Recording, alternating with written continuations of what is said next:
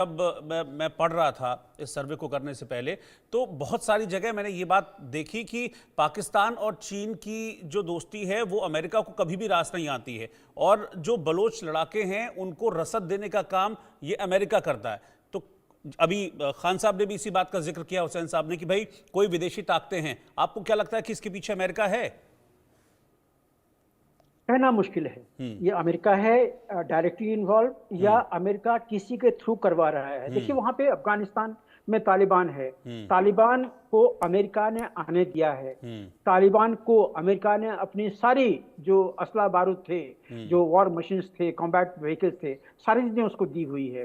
तो आज के दिन में, और उन उन जो वो जो बहुत बड़ा जखीरा था हथियारों का, उसमें से तो ज्यादातर तो खैर अफगानिस्तान में ही है। कुछ पाकिस्तान के भी जो लोग थे वो वहां से लूट के या उनके जो जिहादी में लड़ रहे थे तालिबान के साथ में, वो भी अपने साथ में लाए हुए हैं। तो ये वहां की रियलिटी है कि वहां पे असला बारूद और जो गन्स हैं ये वहां पे लोगों को मुहैया कराए जाते हैं, क्योंकि आज के दिन में पाकिस्तान और अफगानिस्तान की नहीं बन रही है, तालिबान की नहीं बन रही है। तो इसमें कोई दो शक नहीं है कि बलूचिस्तान में चाहे बीएलए हो, चाहे बीआरए हो, और भी कुछ छोटे छोटे ऑर्गेनाइजेशन हैं, उनको अगर हथियार की जरूरत पड़ती है तो अफगानिस्तान या तालिबान उसको देने से बाज नहीं आएगा, जरूर देगा उसको।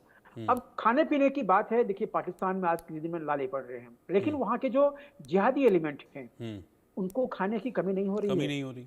वो कहीं ना कहीं से लूट खसोट के अपने ही देश से वो ले लेते हैं, वो अपना पेट भर लेते हैं। तो वहीं पे ये जो खाने पीने का जो जो साधन है वो बीएलए के पास में भी है, या उनके भी जिहादी हैं उनके पास में भी है। अब बात आती है कि सेना और बीएलए का भिड़ंत। देखिए, बीएलए या तालिबान पाकिस्तानी सेना के आगे में टिक नहीं सकती। पाकिस्तानी सेना जो है उसके 3 फ्रंट हैं, 4 फ्रंट हैं एक्चुअली: आर्मी, नेवी, एयरफोर्स और ये जिहादी फोर्स जो आईएसआई के अंदर में आता है।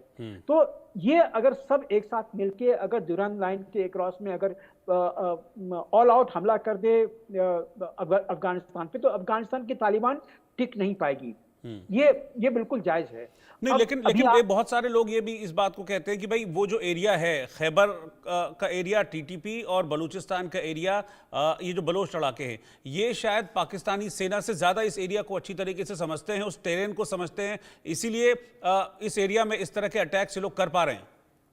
बिल्कुल बिल्कुल, वो टेरेन को ज्यादा जानते हैं। लेकिन आपको ये भी समझना होगा कि बलूचिस्तान आज के दिन में प्रैक्टिकली कंट्रोल में है पाकिस्तान के। पूरा का पूरा एरिया पाकिस्तान के कंट्रोल में है। और ये जो बलोच के जो चाहे बीएलए के हों, बीआरए के हों, और भी बहुत सारे लोग हैं वहां पे, ये लोग मोस्टली गुरिल्ला वारफेयर में इंडल्ज करते हैं। देखते हैं जहां पे वो अटैक कर सकते हैं, मार सकते हैं, वो अटैक करके मार देते हैं। वहां से खबर जो छन के आती है बहुत कम आती है। वहीं से बलूच लोगों को भी जो वहां से अगवा करके उनको लापता कर दिया जाता है, ये भी खबर आम मीडिया में नहीं आती है। हुसैन साहब बताएंगे वहां के कितने सारे जो जर्नलिस्ट हैं उनको वहां से अगवा करके कहां भेजा गया है भगवान जाने, लेकिन उनकी कोई खबर, खोज खबर कहीं पे नहीं है। 2-1 जिनकी शव मिली है उसके लिए कुछ हो हल्ला हुआ था, लेकिन आप जानते हैं पाकिस्तान में ह्यूमन राइट्स नाम की कोई चीज नहीं है। अगर कुछ लोग हैं भी तो उनको डायरेक्ट थ्रेट मिलती है जिहादी से कि अगर आपने इसको रिपोर्ट किया तो आप मारे जाओगे, तो वो लोग रिपोर्ट नहीं करते हैं। मैंने यूएनएचआरसी की रिपोर्ट पढ़ी हुई है पाकिस्तान की, वो जो 2022 की, उसमें ओपनिंग लाइन था कि the human right organisations worker do get live threats and that is where they don't put the everything into the domain। अब जब जो शुरुआत जब यहाँ से होती है तो कहाँ तक आप उसको यकीन कर सकते हैं। तो ये बात है बलूचिस्तान की। खैबर पख्तूनख्वा के बारे में जो आपने पूछा, कभी तालिबान भारी पड़ जाती है, 19 के ऊपर में 20 पड़ जाती है। कभी न कभी जब वो पाकिस्तानी आर्मी अटैक करती है तो पाकिस्तानी आर्मी भी अटैक कर जाती है, अंदर तक आके वो अटैक कर जाती है। तो चूंकि तालिबान के पास में कोई ट्रेंड आर्मी नहीं है, जो जिस तरह की ट्रेनिंग मिलती है आर्मी को, तालिबान वो जिहादी फाइटर्स थे वो लोग, तो वो लोग जिस तरह से वो अपना देखभाल कर रहे हैं वो अपने तरह से कर रहे हैं। लेकिन जब आर्मी की जब अटैक होगी या होती है तो उसमें तालिबान उसके आगे में टिक नहीं पाएगा। इसीलिए अगर अफगानिस्तान या तालिबान कभी भी अपने दिमाग में ये लेके चलता है कि वो खैबर पख्तूनख्वा के ऊपर में अपना अधिकार कर लेगा, तो ये मुमकिन नहीं है जब तक इसमें कोई और शक्ति नहीं, आके लेकिन नहीं हाँ, लगे। लेकिन एक चीज़ है, मैं हुसैन जावेद साहब के पास चल रहा हूँ, जो बात आपने कही हुसैन जावेद साहब, लेकिन अगर इस तरीके से देरी होती रही आपके एक्शन में, तो फिर गुजरते वक्त के साथ तो फिर मजबूत करता जाएगा ना खुद को, चाहे वहाँ बलूचिस्तान हो, फिर चाहे यहाँ तालिबान हो। दो रास्ते हैं, या तो डायलॉग्स के जरिए हो जाए, मुझे आई एम श्योर कि डायलॉग की कोशिश की गई होगी, या फिर जो अपना तरीका होता है आर्मी का, उसके जरिए। रोहित, बिल्कुल आप सही कह रहे हैं कि हमेशा जब भी कॉन्फ्लिक्ट होता है तो उसकी बातें दो ही होती हैं। आईआर में भी हमने यही देखा, या कॉन्फ्लिक्ट को आपने रेजोल्यूट करना है, आपने उसको हल करना है, तो या आप डायलॉग करें या फिर आप आर्म्स के जरिए बात करें। अब ये जो बात हो रही है टीटीपी के हवाले से, तो मैं ये बता दूं कि टीटीपी हमेशा से एक ग्रुप ही रहा है, ठीक है। अब इसमें कई ऑर्गेनाइजेशंस हैं जो उसका हिस्सा बनी है, उनका आपस में मतलब एक तरह का अलायंस हो गया है। तो इस तरह से वो आपको लगता है कि उनका जमावड़ा इतना हो गया है कि वो हर जगह जो है वो यहाँ पे तहलका मचा रहे हैं। ऐसी पिक्चर जो है वो अक्सर पोर्ट्रे की जाती है, लेकिन बात वो है कि ग्रुप ही है। और जहां साहब ने बिल्कुल सही कहा, वो बिल्कुल सही बात कह रहे हैं कि हमारी आर्मी के सामने ये बहुत ज्यादा लंबे अरसे टिक नहीं सकते, क्योंकि ये कोई मुल्क तो नहीं है, ये तो सिर्फ एक ग्रुप है, ठीक है। और इनका मकसद क्या होता है? Hit and run. ये स्टे नहीं कर सकते, इनको जी। पता है कि अगर हिट के बाद स्टे करेंगे तो बहुत महंगा होगा इनके लिए। तो बात वो है कि जहां पे एक स्टेट हो, उसका पूरा एक अपना बजट हो, उसकी आर्मरी हो, उसका एयरफोर्स हो, उसकी इंटेलिजेंस हो, आर्मी हो बकायदा, तो उनके सामने टिक नहीं पाते हैं। लेकिन ऑब्वियसली ये एक टेस्ट मैच की तरह होता है कि एक दिन में आप इसको टी ट्वेंटी की तरह खत्म भी नहीं कर सकते, इसमें टाइम लगता है। और जितनी आपकी इंटेलिजेंस इफेक्टिव होगी, उतनी जल्दी इन पे आप काबू पा सकते हैं। बातचीत भी हो रही है, और बातचीत की बड़ी कोशिश काबुल के साथ की गई है कि इन टीटीपी को कंट्रोल करें। हमारे यहाँ तो इनको खारजी कहते हैं। खारजी क्या होता है, मैं आपके चैनल के हवाले से जो आपके अवाम उनको बताऊं, जी। खारजी वो लोग होते हैं जो कि स्टेट के अंदर स्टेट की रिट को चैलेंज करने की कोशिश करते हैं, तो हम इनको खारजी कहते हैं।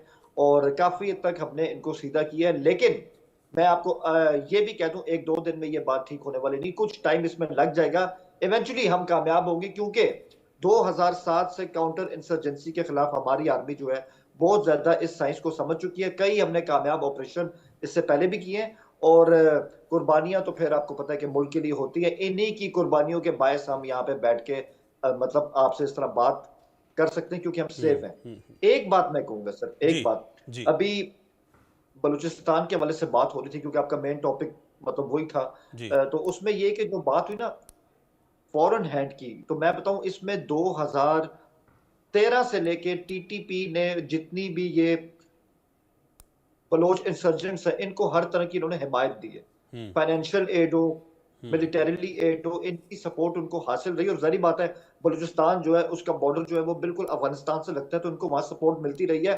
और बलूचिस्तान की ज्योग्राफी को समझना बहुत है। मैं आपके लद्दाख की तरह, यानी कि 1 किलोमीटर के एरिया में हार्डली एक या दो बंदे आपको मिलते हैं, तो किसी पे भी हाथ लगा के हमला करना बहुत आसान होता है इस इलाके में। यही वजह के सिक्योरिटी हवाले से ये जो टेरेन है वो इतना ज्यादा फ्रेंडली नहीं है। मगर आखिरी बात मेरी ये है, मैं अक्सर इस बात से अवॉइड करता हूँ, क्योंकि हमेशा से मैं पाकिस्तान इंडिया के बेहतर ताल्लुकात का हमेशा से मैं एक मेरी कोशिश होती है कि वो हमेशा कायम रहे, क्योंकि बहुत हमने खराब देखा है, माजी देखा है, आपने देखा है, हमने देखा है। गलतियां आपकी भी होंगी, गलतियां हमारी भी होंगी। लेकिन यहाँ मुझे मजबूर होकर कहना पड़ता है कि बलूचिस्तान के खराब हालात के पीछे जहाँ टीटीपी उनको सपोर्ट कर रही है, वहां पे इंडियन एजेंसीज का भी ना, इसका भी हमारे पास काफी सबूत है कि वो भी इसमें पूरी एक्टिव है। देखिए, मुझे मुझे पता था बात घूम फिर कर यहीं आएगी। वीएन झा साहब, आप मुझे लगता है ज़्यादा अच्छा जवाब देंगे। हाँ, आपने हाथ भी रेज किया है, प्लीज़। देखिए, जावेद जी का कहना वो उनके हिसाब से बिल्कुल जायज है। आप जब कभी किसी भी आप जर्नलिस्ट को, पाकिस्तान के जर्नलिस्ट को लीजिएगा, तो जहां भी शक का सुई जा सकता है, वो सबसे पहले तो ईजा के ऊपर में डालेगा। वो बिल्कुल नेचुरल है, उसमें कोई दो राय नहीं है। लेकिन ये एक हार्ड कड़वा सच है कि बलूचिस्तान में जिस तरह के यातनाएं दी जा रही है वहां के सिविलियंस को, वो आज के दिन में सारे लोग अप इन द आर्म्स जिसको कहते हैं, वो उस तरह से है। वो मर जाएंगे, लेकिन वो पाकिस्तानी जो सेना है या पुलिस है, वो उसको उनसे उनका 36 का आंकड़ा है, वो उसको कभी सहन नहीं करेंगे। मैंने जो उंगली उठाई थी वो एक दूसरी बात उठाई थी। जावेद जी ने भी आपको एक इंडिकेशन दिया था कि खैबर पख्तूनख्वा में प्रॉब्लम आज की नहीं है, वो बिल्कुल ठीक कह रहे हैं। देखिए, वहां पे जो state with in a state है, ये इसकी कॉन्सेप्ट आज से नहीं, मैंने कहा ना, जब से वो 47 से इन्होंने अपने आप में मिलाया हुआ पाकिस्तान ने खैबर पख्तूनख्वा को, तभी से ये है। और आपको अगर याद हो तो जब अमेरिका की जब ड्रोन फोर्सेस वहां पे उस एरिया में थी, जो कि काफी बार उन्होंने वो वहां पे जो टीटीपी या उसके जैसे जो जितने जो ट्राइबल्स हैं उनके ऊपर में अटैक किया था, क्योंकि पाकिस्तान के ऊपर में या अमेरिकी सेना के ऊपर में अटैक होता था तो उस ड्रोन से उनके ऊपर में अटैक होता था।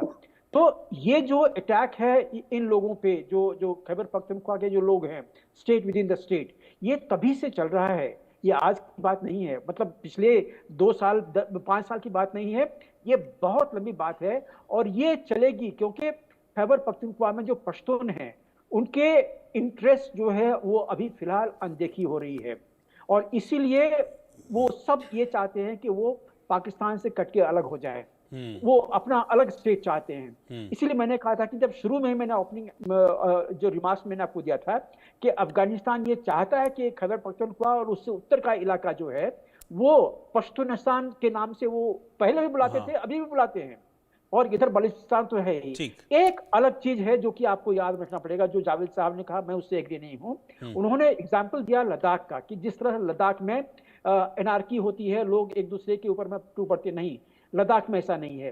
लद्दाख बिल्कुल पीसफुल स्टेट है, वो हम लोग जानते हैं, हम आप जानते हैं, शायद जावेद जी को जी पता नहीं है, वहां पे लोग एब्सोल्युटली। सर मैं रोकना चाहूंगा आपको माफी के साथ कि बस इतना ही वक्त था मेरे पास। आप 10 सेकंड बोल लीजिए हुसैन साहब, फिर आप कहेंगे कि मुझे जवाब देना, सिर्फ 10 सेकंड बस, सिर्फ 10 सेकंड बस।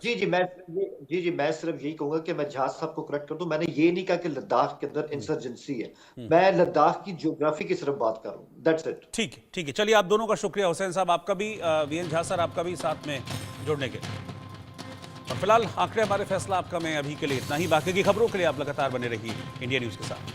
नमस्कार।